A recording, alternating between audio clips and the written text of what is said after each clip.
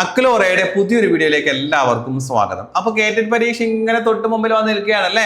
എന്നാൽ നമുക്ക് കുറച്ച് മാർക്ക് നേടാവുന്ന ഒരു ഭാഗം പഠിച്ചാലോ. കേറ്റഡിന്റെ ഏത് കാറ്റഗറി ആയിരുന്നാലും മലയാളത്തിൽ വരുന്ന ഒരു ഭാഗമാണ് അവാർഡുകൾ എന്ന് പറയുന്നത് അല്ലെ. ആ ലേറ്റസ്റ്റ് ആയിട്ട് കിട്ടിയിട്ടുള്ള അവാർഡുകൾ, കൃതികൾ, അല്ലെങ്കിൽ ഏത് സാഹിത്യ വിഭാഗം എന്നൊക്കെയുള്ള ചോദ്യങ്ങൾ ഇപ്പോൾ സ്ഥിരമായിട്ട് വരുന്നുണ്ട്. അപ്പൊ ഇന്ന് നമ്മൾ കുറച്ച് അവാർഡുകളാണ് പഠിക്കാൻ പോകുന്നത്. ഏതൊക്കെ അവാർഡാണെന്ന് നമുക്ക് നോക്കാം. നമ്മൾ ഇന്ന് പഠിക്കുന്നത് കേരള സാഹിത്യ അക്കാദമി പുരസ്കാരങ്ങളാണ് കേട്ടോ. അത് 2024 ലേറ്റസ്റ്റ് ആയിട്ട് 2024 പ്രഖ്യാപിച്ചിട്ടുള്ള കേരള സാഹിത്യ അക്കാദമി പുരസ്കാരം ആർക്ക് ഏതൊക്കെ കാര്യത്തിലാണ് കിട്ടിയിട്ടുള്ളതെന്ന് നമുക്ക് പഠിക്കാം. ചെറിയൊരു കണക്ഷൻ ഒക്കെ ഇടാൻ നമുക്ക് എന്ത് ചെയ്യാം, ശ്രമിക്കാം. ഓക്കെ, ഒന്നാമത്തേത് കവിതയാണ് കേട്ടോ. അപ്പോൾ 2024 കേരള സാഹിത്യ അക്കാദമി പുരസ്കാരം കവിതയ്ക്ക്, ഏത് കവിതയ്ക്കായിരുന്നു? മുരിങ്ങ വാഴ കറിവേപ്പ് എന്ന് പറയുന്ന കവിതയ്ക്കാണ് കേരള സാഹിത്യ അക്കാദമി പുരസ്കാരം 2024 ലഭിച്ചിട്ടുള്ളത് കേട്ടോ. ആർക്കാണ്? അനിതാ തമ്പി. ആരാണ്? അനിതാ തമ്പി. ഇതൊക്കെ ഓർത്തു വെക്കാത്തൊരു ബുദ്ധിമുട്ടാണല്ലേ പരീക്ഷ കൊണ്ട്. നമുക്ക് ജസ്റ്റ് ഒന്ന് കണക്ട് ചെയ്യാൻ ശ്രമിക്കാം. ഇപ്പൊ മുരിങ്ങ വാഴ കറിവേപ്പ് എന്ന് പറഞ്ഞപ്പോൾ നിങ്ങളുടെ മനസ്സിലേക്ക് എന്താണ് ഓടി വന്നത്? ഒരു കറി വെക്കുക അല്ലെ. ഒരു കറി വെക്കുക എന്നുള്ള ചിന്തയാണ് നിങ്ങളുടെ മനസ്സിലേക്ക് ഓടി വന്നിട്ടുള്ളത്. ഒരു കുക്ക് ചെയ്യുക, എന്തെങ്കിലും ഒരു കുക്ക് ചെയ്യുക അല്ലെ. ഏതൊക്കെയാണ്? മുരിങ്ങ, വാഴ, കറിവേപ്പ്. അപ്പൊ ഇപ്പൊ നമ്മൾ കുക്ക് ചെയ്യുന്നതിൽ നമ്മൾ കുറെ TV പ്രോഗ്രാമുകൾ ഉണ്ടല്ലേ. അപ്പൊ നമുക്ക് എന്ത് ചെയ്യാം, അവിടെ ഒന്ന് കണക്ട് ചെയ്യാം. ഇവിടെ അനിത എന്നല്ലേ. ഇപ്പൊ അനിതയെ നമുക്ക് ഇവിടെ ആദ്യത്തെ 2 മാറ്റിയിട്ട് ആനി എന്നാക്കാം. ഓക്കെ, ഇപ്പൊ ആനീസ് കിച്ചൺ നിങ്ങൾ കേട്ടിട്ടുണ്ടാവും അല്ലെ. Annie's kitchen. അപ്പൊ ആനീസ് കിച്ചണിൽ എന്താണ് മെയിൻ ആയിട്ട് കുക്കിംഗ് ആണ് പറയുന്നത്. അപ്പൊ കറി വെക്കുന്ന സംഭവമായിട്ട് കണക്ട് ചെയ്യുക. അപ്പോ എന്താണ് അനിത എന്നുള്ള ഒരു പേര് നമുക്ക് കിട്ടും. ആദ്യത്തെ പേരാണെന്ന് കണക്ട് ചെയ്യേണ്ടത് കേട്ടോ. അപ്പോൾ കിട്ടും നമുക്ക്. ഓക്കെ, അപ്പോൾ ഇപ്പൊ ഇന്നത്തെ ആനീസ് കിച്ചണിലെ ഗസ്റ്റ് കവിതയാണെന്ന് വിചാരിച്ചപ്പോ ആനി എന്ത് ചെയ്യാണ്? ഈ മുരിങ്ങ വാഴ കറിവേപ്പ് വെച്ചിട്ടൊരു കറി ഒക്കെയാണ്. അത് നമ്മുടെ ഗസ്റ്റ് ആയ കവിതയ്ക്ക് കൊടുക്കുകയാണെന്ന് വിചാരിക്കാം. അപ്പോൾ 3 കാര്യങ്ങൾ നിങ്ങൾ പഠിക്കണം. കാരണം ഏത് സാഹിത്യ വിഭാഗമാണ് എന്ന് ചോദിക്കാറുണ്ട്. അപ്പോ 2024 കേരള സാഹിത്യ അക്കാദമി പുരസ്കാരം കവിതയ്ക്ക്, ഏത് കവിതയ്ക്കായിരുന്നു? മുരിങ്ങ വാഴ കറിവേപ്പ്. ആരുടേതാണ്? അനിതാ തമ്പി. ഏത് സാഹിത്യ വിഭാഗമാണെന്ന് വെച്ചിട്ടുണ്ടെങ്കിൽ കവിതയാണ് എന്ന് ഓർത്തു വെക്കുക. ഓക്കെ, കണക്ട് ചെയ്യാൻ പറ്റുന്നുണ്ട്. ഇത് കാണാപ്പാടൊന്നും പഠിക്കേണ്ട ആവശ്യമില്ല, നിങ്ങളൊന്ന് കണക്ട് ചെയ്തിട്ട് പോയാൽ മതി കേട്ടോ. നോവലാണ് കേട്ടോ. നോവൽ. ഏത് നോവലായിരുന്നു? ആനോ. എന്താണ് ആനോ എന്ന് പറയുന്നത്? GR ഇന്ദുഗോപന്റെ ആനോ. അപ്പൊ നമുക്ക് ഇങ്ങനെ കണക്ട് ചെയ്യാം. അപ്പോ നോവലല്ലേ. ഇപ്പൊ ഒരാള് നോവൽ വായിച്ചിട്ട് ചോദിക്കുകയാണ്, ഇത് ഇന്ദു ആണോ എഴുതിയത്? എന്നാ ഇന്ദു ആണോ? അത്ര നല്ല ഭംഗിയുള്ള നോവല്. അപ്പോ എന്താണ് ആശ്ചര്യം കൊണ്ട് ചോദിക്കുമല്ലോ. ചില കറികളെ കൂട്ടും പറയില്ലേ, ഇത് നീ ആണോ ഉണ്ടാക്കിയത്? നീ ഉണ്ടാക്കിയ കറിയാണോ എന്ന് ചോദിക്കില്ലേ. എന്നതുപോലെ ആ നോവല് കണ്ടപ്പോ, നോവല് വായിച്ചു കഴിഞ്ഞപ്പോ ചോദിക്കുകയാണ്, ഇന്ദു ആണോ ഇത് എഴുതിയത്? അപ്പോ ആണോ. അപ്പോ ഏതാണ്? ആനോ എന്ന് പറയുന്ന നോവൽ. ആനോ എന്ന് പറയുന്ന നോവലിന് GR ഇന്ദുഗോപൻ. കണക്ട് ചെയ്യാൻ വേണ്ടി മാത്രമാണ്, നിങ്ങൾ അങ്ങനെ തന്നെ കണ്ടാൽ മതി കേട്ടോ. അപ്പൊ ഇതിലേക്ക് പരീക്ഷാ ഹാളിൽ വെച്ച് നമുക്ക് ഓർമ്മല്ല, പെട്ടെന്ന് ഏതാണെന്നുള്ള കൺഫ്യൂഷൻ ഒക്കെ വരും. അപ്പോൾ GR ഇന്ദുഗോപന് ആനോ എന്ന് പറയുന്ന നോവലില് 2024 കേരള സാഹിത്യ അക്കാദമി പുരസ്കാരം ലഭിച്ചു. ദെൻ അടുത്തത് ചെറുകഥയാണ് കേട്ടോ. ചെറുകഥ. എന്താണ് ചെറുകഥ? ആരുടേതാണ്? അപ്പോ ഗരിസപ്പ അരുവി അഥവാ ഒരു ജലയാത്ര എന്ന് പറയുന്ന ചെറുകഥയ്ക്കാണ് കേട്ടോ. അത് ആരുടെ? വി ശ്രീലാൽ. നമുക്ക് ഒന്ന് കണക്ട് ചെയ്യാം. ഇവിടെ ഗരി എന്ന് പറയുന്ന ഓർമ്മ ഉണ്ടല്ലോ. അപ്പൊ ഗരിയെ നമുക്ക് ഗിരിയാക്കാം. ഗിരിയെ നമുക്ക് ഗിരി എന്നാക്കാം കേട്ടോ. ഗിരി. അപ്പോ കേട്ടിട്ടില്ലേ നിങ്ങൾ? സവാള് ഗിരി ഗിരി ഗിരി എന്ന് കേട്ടിട്ടില്ലേ? സവാള് ഗിരി ഗിരി അല്ലേ എന്ന് പറയുമ്പോ നമ്മൾ പെട്ടെന്ന് നമ്മുടെ ലാലേട്ടനെ ഓർക്കാം. ഓക്കെ, അപ്പോ ലാലിന് കിട്ടില്ലേ?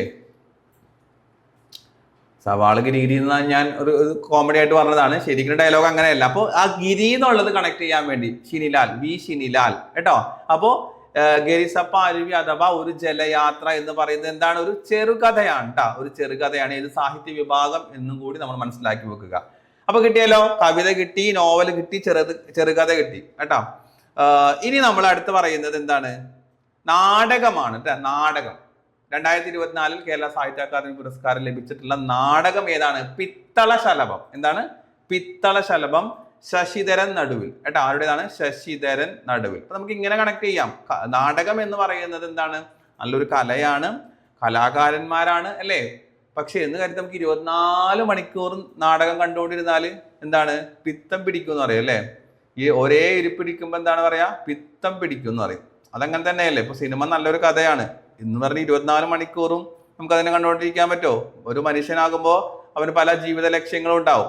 അപ്പോ എന്താണ്, 24 മണിക്കൂർ നാടകം കണ്ടാൽ പിത്തം പിടിക്കും എന്നുള്ളതൊന്ന് കണക്ട് ചെയ്യുക കേട്ടാ. പിത്തം പിടിക്കും, ശശിന്നോ എന്തെങ്കിലും പേര് വെച്ചിട്ട് കണക്ട് ചെയ്ത് ഇതാക്കാം. അപ്പൊ ഇദ്ദേഹത്തിന്റെ ശശിധരൻ നടുവിൽ കണക്ട് ചെയ്യാൻ വേണ്ടി മാത്രമാണ് ഞാൻ ഇടയ്ക്കിടയ്ക്ക് ഓർമ്മിപ്പിക്കുന്നുണ്ട് കേട്ടോ. ശശിധരൻ നടുവിൽ അദ്ദേഹം എഴുതിയിട്ടുള്ള പിത്തള ശലഭം എന്ന് പറയുന്ന നാടകത്തിനാണ് 2024 കേരള സാഹിത്യ അക്കാദമി പുരസ്കാരം ലഭിച്ചിട്ടുള്ളത്. കിട്ടിയല്ലോ? ഓക്കെ. ഇനി സാഹിത്യ വിമർശനം അല്ലെ, സാഹിത്യ വിമർശനം എന്ന് പറയുമ്പോൾ തന്നെ നമുക്കറിയാം എന്താണ്, ദിലീപൻ, ജി ദിലീപൻ കിട്ടി. വിമർശനം, സാഹിത്യ വിമർശനം ജി ദിലീപൻ. ഏതാണ്? രാമായണത്തിന്റെ ചരിത്ര സഞ്ചാരങ്ങൾ എന്ന് പറയുന്നത്. രാമായണത്തിന്റെ ചരിത്ര സഞ്ചാരങ്ങൾ. നിങ്ങൾ ആ നോവല്, ചെറുകഥ, അതുപോലെ നാടകം, കവിത ഇത് പ്രധാനമായിട്ട് നോക്കുക കേട്ടോ. അതാണ് പലപ്പോഴും ചോദിച്ചു വരാറ്, ആ ഒരു ഭാഗമാണ്. എന്നാൽ ഇത് മനസ്സിലാക്കി വെക്കുക. സാഹിത്യ വിമർശനം രാമായണത്തിന്റെ ചരിത്ര സഞ്ചാരങ്ങൾ ജി ദിലീപൻ. ദെൻ ആത്മകഥ അല്ലെങ്കിൽ ജീവചരിത്രം ഞാൻ എന്ന ഭാവം. അപ്പൊ ഞാൻ എന്ന് പറയുമ്പോൾ തന്നെ അതിനകത്ത് ഒരു ആത്മകഥയുണ്ട്, അത് ഓർത്ത് വെക്കുക കേട്ടോ. അപ്പൊ ഞാൻ എന്ന ഭാവം ആർക്കാണ്? രാജാവ്. ഒരാൾ രാജാവാണ്. ആ രാജാവ് ഡോക്ടർ ആയാലോ? രാജാവുമാണ് ഡോക്ടറുമാണ്. അപ്പൊ അയാൾക്ക് ഞാൻ എന്ന ഭാവം എന്ന് കണക്ട് ചെയ്യാം.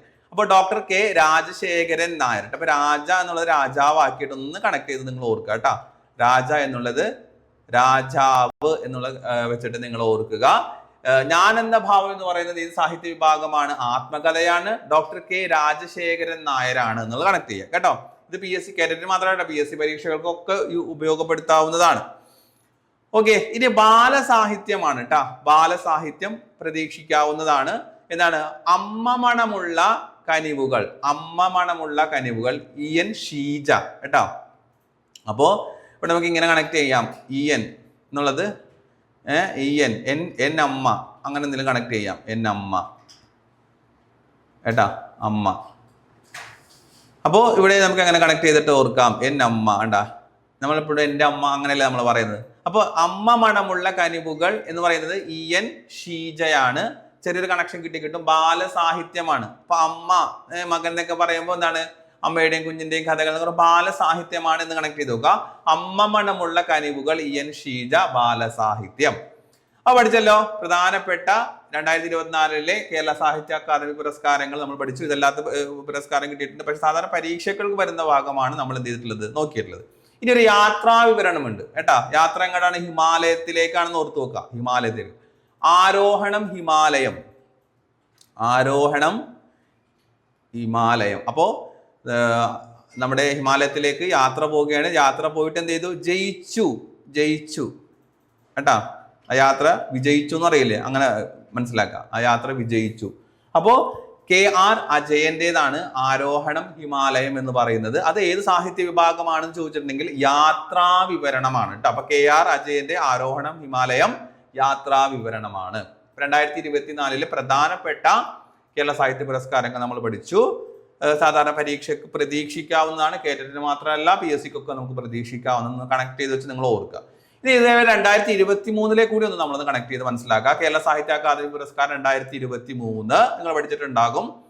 കവിതയ്ക്ക് ലഭിച്ചിട്ടുള്ളതാണ് കൽപ്പറ്റ നാരായണൻ തിരഞ്ഞെടുത്ത കവിതകൾ കേട്ടാ. കൽപ്പറ്റ നാരായണന്റെ തിരഞ്ഞെടുത്ത കവിതകൾ എന്ന് പറയുന്നതിനാണ് കിട്ടിയിട്ടുള്ളത്. അതുപോലെ നോവൽ ആരാണ്? നോവൽ സീനാണെന്ന് പറയില്ല, നമ്മൾ ഭയങ്കര സീനാണെന്ന് പറയും. ഹരിത സാവിത്രി എഴുതിയിട്ടുള്ള നോവലിനാണ് എന്ത് ചെയ്തിട്ടുള്ളത്? 2023 കേരള സാഹിത്യ അക്കാദമി പുരസ്കാരം ലഭിച്ചിട്ടുള്ളത് കേട്ടോ. അപ്പോൾ ഹരി സീനാണെന്നോ അങ്ങനെ എന്തെങ്കിലും ഒന്ന് കണക്ട് ചെയ്ത് വെച്ചിട്ട് നിങ്ങൾ ഓർക്കുക. അപ്പോൾ ഹരിത സാവിത്രി, അതുപോലെ തന്നെ സീൻ എന്ന് പറയുന്ന പേര് നോവൽ. ഏത് സാഹിത്യ വിഭാഗമാണ്? നോവൽ. ഇനി ചെറുകഥ ഏതാണ്? ചെറുകഥ Udaya arts and sports club. N രാജന്റെ ചെറുകഥ Udaya arts and sports club എന്ന് പറയുന്ന കൃതിക്കാണ് 2023 എന്ത് ചെയ്തിട്ടുള്ളത്? ലഭിച്ചിട്ടുള്ളത് കേട്ടോ. അതേപോലെ നാടകം E for Oedipus എന്ന് പറയുന്ന ഗിരീഷ് PC-യുടെ നാടകത്തിനാണ് 2023 ലഭിച്ചിട്ടുള്ളത്. ഏതാണ്? E for Oedipus എന്ന് പറയുന്ന ഗിരീഷ് PC. ഏതാണ് സാഹിത്യ വിഭാഗം? നാടകം. മറന്നു പോകണ്ട. ഇനി ജീവചരിത്രം ആത്മകഥ കെ വേണു, ഒരു അന്വേഷണത്തിന്റെ കഥ എന്ന് പറയുന്ന അദ്ദേഹത്തിൻ്റെത് ഓർത്തു വെക്കുക. ദെൻ അടുത്തത് ബാലസാഹിത്യം ഗ്രേസിയുടെ പെൺകുട്ടിയും കൂട്ടരും കേട്ടോ. ബാലസാഹിത്യം ഏതാണ്? ഗ്രേസി എഴുതിയിട്ടുള്ള പെൺകുട്ടിയും കൂട്ടരും എന്ന് പറയുന്നതിനാണ് 2023 ലഭിച്ചിട്ടുള്ളത്. ക്ലിയർ ആണല്ലോ? അപ്പൊ ഇതാണ് നമ്മൾ മനസ്സിലാക്കേണ്ടത്. അതിന്റെ യാത്രാവിവരണം കൂടി ഒന്ന് നമ്മൾ ഓർത്തു വെക്കുക. യാത്രാവിവരണം ആംചോ ബസ്തർ. ഇവിടെ ഓർത്താ ബസ്സിലാണല്ലോ യാത്ര പോകുന്നത് എന്ന് ഓർത്തു വെക്കുക. ബസ്സിൽ യാത്ര പോകുന്നു, യാത്ര കഴിഞ്ഞാൽ എന്ത് പറയണം? നന്ദി പറയണം അല്ലെ? നന്ദിനി മേനോൻ കേട്ടോ. നന്ദിനി മേനോനാണ് ആംചോ ബസ്തർ എന്ന് പറയുന്ന ആ കൃതി എഴുതിയിട്ടുള്ളത്. ഒരു യാത്രാ വിവരണമാണ്. 2023 യാത്രാ വിവരണത്തിനുള്ള കേരള സാഹിത്യ പുരസ്കാരം ലഭിച്ചിട്ടുള്ള കൃതി കൂടിയാണ് എന്ന് ഓർത്തു വെക്കുക. അപ്പൊ ക്ലിയർ ആയല്ലോ? 2023 24 നിങ്ങൾ മനസ്സിലാക്കി കഴിഞ്ഞു. ഇവിടെ ഒന്ന് തിരുത്തി വായിക്കണം കേട്ടോ. ഉദയ ആർട്സ് ആൻഡ് സ്പോർട്സ് ക്ലബ്ബ് എന്നുള്ളതാണ്. ഒന്ന് തിരുത്തി മനസ്സിലാക്കണം. എൻ രാജന്റെ ചെറുകഥയാണ്. ഓക്കെ, ഇനി 2 ചോദ്യങ്ങൾ കൂടി നമുക്ക് എന്ത് ചെയ്യാം? നോക്കാം കേട്ടോ. ആനോ എന്ന നോവലിന് സാഹിത്യ അക്കാദമി പുരസ്കാരം ലഭിച്ചത് ആർക്കാണ്? കണ്ടോ? അപ്പൊ നമ്മൾ കണക്ഷൻ ഇങ്ങനെ ഓർക്കുക. ഒറ്റ പ്രാവശ്യം ക്ലാസ് കണ്ട് ചിലപ്പോൾ ഓർത്ത് കൊള്ളണമെന്നില്ല. 2-3 പ്രാവശ്യം ക്ലാസ് കണ്ടിട്ടുണ്ടെങ്കിൽ ഓട്ടോമാറ്റിക്കലി പിന്നെ നിങ്ങളുടെ മനസ്സിലേക്ക് വരും. ആനോ, അപ്പൊ നമ്മൾ പറഞ്ഞില്ലേ നോവല് അല്ലെ? ഈ നോവൽ ഉണ്ടപ്പോ ഇത് ഹിന്ദു ആണോ എഴുതിയത് എന്ന് അത്ഭുതത്തോടെ ചോദിച്ചു അല്ലെ? അപ്പൊ ഏതാണ്? ഹിന്ദു ആണോ? അപ്പോ GR Indugopan. Correct answer GR Indugopan ആണ് വരുന്നത്. ഓക്കെ, അപ്പോ ഇങ്ങനെ നമ്മൾ എന്ത് ചെയ്താ കണക്ട് ചെയ്തിട്ട് ഓർക്കാൻ ശ്രമിച്ചു കഴിഞ്ഞിട്ടുണ്ടെങ്കിൽ എക്സാം ഹോളിൽ നിന്ന് സിമ്പിൾ ആയിട്ട് നിങ്ങൾക്ക് ആൻസറിലേക്ക് എത്താൻ സാധിക്കും. പക്ഷേ ക്ലാസ് 1-2 പ്രാവശ്യം കാണുക കേട്ടോ. അപ്പോൾ ഇനിയും അവാർഡുകളുമായിട്ട് ബന്ധപ്പെട്ട ഇപ്പോൾ ലേറ്റസ്റ്റ് ആയിട്ടുള്ള കിട്ടിയിട്ടുള്ള അവാർഡുകളുമായി ബന്ധപ്പെട്ട അല്ലെങ്കിൽ അവരുമായി ബന്ധപ്പെട്ട പ്രത്യേകിച്ചുള്ള ഡീറ്റെയിൽസ് മനസ്സിലാക്കേണ്ട ഡീറ്റെയിൽസ് ഒക്കെ ആയിട്ട് നമുക്ക് വീണ്ടും കാണാം. അപ്പോൾ ക്ലാസ് നന്നായിട്ട് നിങ്ങൾ വാച്ച് ചെയ്യാം. കേട്ടിട്ടിന്റെ ക്രാഷ് ബാച്ച് നമുക്ക് നടക്കുന്നുണ്ട്. അപ്പോൾ അതിന്റെ ഡീറ്റെയിൽസ് അറിയാൻ നിങ്ങൾക്ക് സ്ക്രീനിൽ കാണുന്ന നമ്പറിൽ കോൺടാക്ട് ചെയ്യാവുന്നതാണ്. ഇതേപോലുള്ള ഇമ്പോർട്ടൻറ്റ് ഭാഗങ്ങൾക്ക് കോഡ് വെച്ചുള്ള ചെറിയ കണക്ഷൻസും കോഡ് വെച്ചിട്ടുള്ള ക്ലാസ്സുകളും നിങ്ങൾക്ക് അതിനകത്ത് ഉണ്ടാകും. ഓക്കെ, അപ്പോൾ ഇന്നത്തെ ക്ലാസ് നിങ്ങൾക്ക് മനസ്സിലായെന്ന് വിശ്വസിക്കുകയാണ്. ആ ഒരു വിശ്വാസത്തിൽ വൈൻഡപ്പ് ചെയ്യുന്നു. പുതിയൊരു ക്ലാസ്സുമായി നമുക്ക് വീണ്ടും കാണാം. അതുവരെ എല്ലാവർക്കും ബൈ ബൈ.